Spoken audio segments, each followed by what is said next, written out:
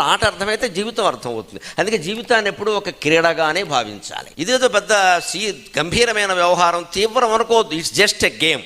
శంకరాచార్య చెప్పిన మాట, క్రీడ కోసమే నువ్వు ఈ ప్రపంచాన్ని సృష్టించావు పరమేశ్వర, మేమందరం నువ్వు ఆడుకునే ఆట బొమ్మలం అన్నాడు. పరమేశ్వరుడు చేతుల్లో ఉన్న ఆట బొమ్మలం అండి.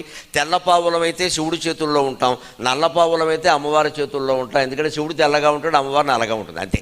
మనకి ఇబ్బంది ఏం లేదు అందులో. ఎవరి చేతుల్లో ఉంటాడు? బిడ్డ తల్లి చేతుల్లో ఉన్నా తండ్రి చేతుల్లో ఉన్నా సుఖంగా సురక్షితంగా ఉంటాడు. మనం జగత్తుకంతరికే తల్లిదండ్రులు ఎవరు? మన తల్లి పార్వతీదేవి, మన తండ్రి పరమేశ్వరుడు. వారిద్దరి చేతుల్లో ఉన్నాం మనం. వాడు అడి తిప్పితే ఇడి తిప్పిన మంచిదే. ఈ భావనతో ఉంటే జీవితం హాయిగా వెళ్ళిపోతుంది. ఇది క్రీడ, ఇది ఆట.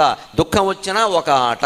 ఓసారి ఓడిపోయామంతే, పాఠం నేర్చుకుంటాం. గెలిచినా ఒక ఆట, ఏం తెలుసుకోవాలో తెలుసుకుంటాం. అప్పుడు బాధపడాల్సిన పనే ఉంటుంది. రెండు ఆనందంగానే ఉంటాయి. ప్రతి ఓటమి గెలుపుకి ఒక మెట్టులా ఉపయోగపడుతుంది ఖచ్చితంగా. ఒక్కసారి ఓడిపోయామంటే అదో మెట్టు. జాగ్రత్తగా చూసుకోవచ్చు ఇక ముందు నుంచి.